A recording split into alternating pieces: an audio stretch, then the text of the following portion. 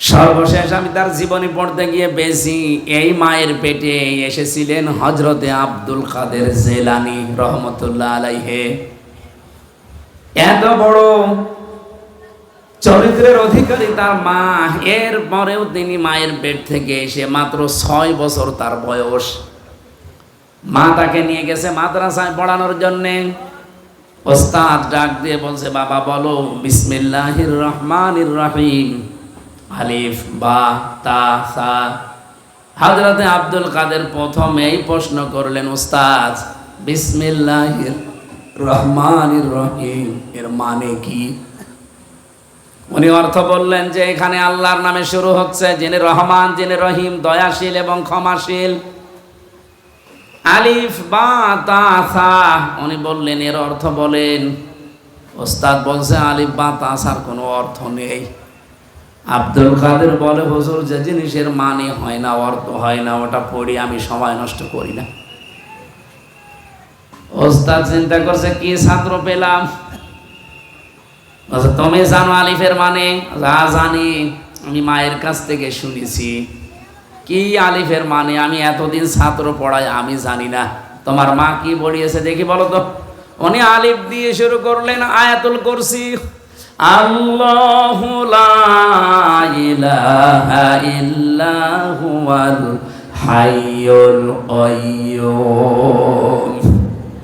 তেলাওয়াত করতে করতে প্রায় 18 পারা পর্যন্ত তিনি পড়েছিলেন। আয়াতুল কুরসির ভেতরে আমার আল্লাহর 10টা ক্ষমতার কথা আছে, তিনি ব্যাখ্যা পর্যন্ত মায়ের কাছে পড়েছিলেন, শুনেছিলেন।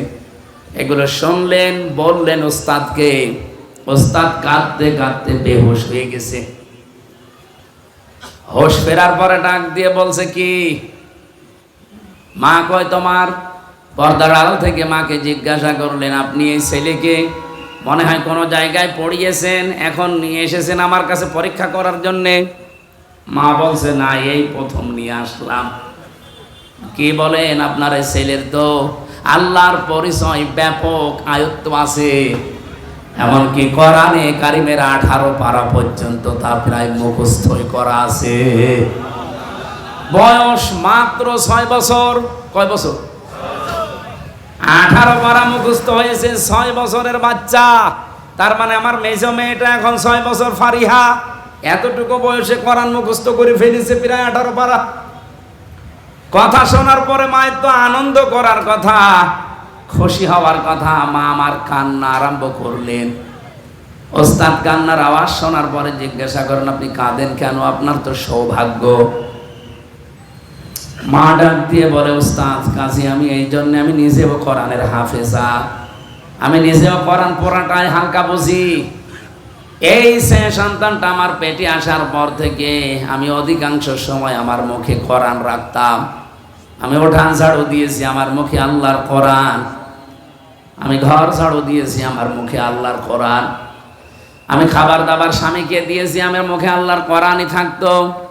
সন্তানটা জন্ম নেওয়ার পরে আমি ফজরের নামাজ পড়ে ওরে শুইয়ে রাখতাম, পাশে বসে বসে তেলাওয়াত করতাম।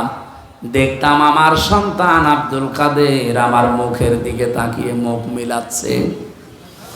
আমার আফসোস হচ্ছে এই কারণে, আমি যদি আর একটু কষ্ট করে প্রতিনিয়ত 30 পারায় তাকে পড়ে পড়ে শোনাতে পারতাম, আমার এই ছোট সন্তান এতটুকু বয়সেই কোরআনের হাফেজ হয়ে যেত।